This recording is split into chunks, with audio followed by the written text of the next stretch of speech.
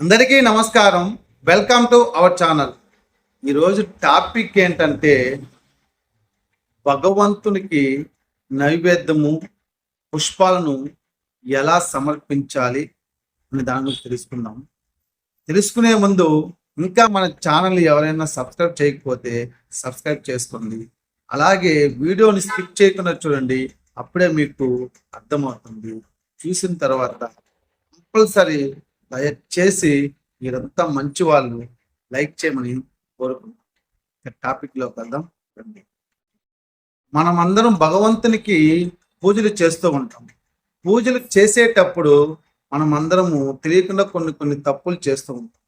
అలాంటివి ఎప్పటికీ చేయకుండా భగవంతులకు మనము నైవేద్యాన్ని సమర్పించేటప్పుడు అందులో రుచి గురించి ఆలోచన చేస్తూ రుచి చేసి నైవేద్యం అనేది భగవంతునికి పెట్టకూడదు కూడా. రుచి ఉన్నా లేకపోయినా సరే భగవంతునికి చేసేటప్పుడు నైవేద్యాన్ని రుచి చూడకుండానే పెట్టాలి. అలాగే పుష్పాలు చాలా అందంగా ఉన్నాయి, కింద ఉన్న కూడా సువాసన వస్తుందనేసి తీసి సువాసనని చూడకండి. కింద పరిచిన పూలు సువాసన వస్తూ ఉన్నా సరే వదిలేయండి, కానీ వాటిని తీసుకుని ముక్కు దగ్గర పెట్టి సువాసనని పీల్చకండి. ఇది చాలా తప్పు. అటువంటి పుష్పాన్ని భగవంతులకి సమర్పించకూడదు.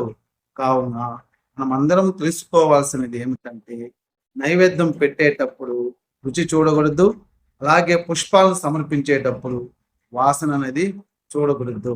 ఈ రెండు అనేది ఇప్పటి నుంచి కాదు, ఎప్పటి నుంచో మనము ఆచరిస్తున్నాము. ఇప్పటి వాళ్ళకి చాలా మందికి తెలియదు కాబట్టి అది పాటించమనేసి తెలియజేస్తున్నాము.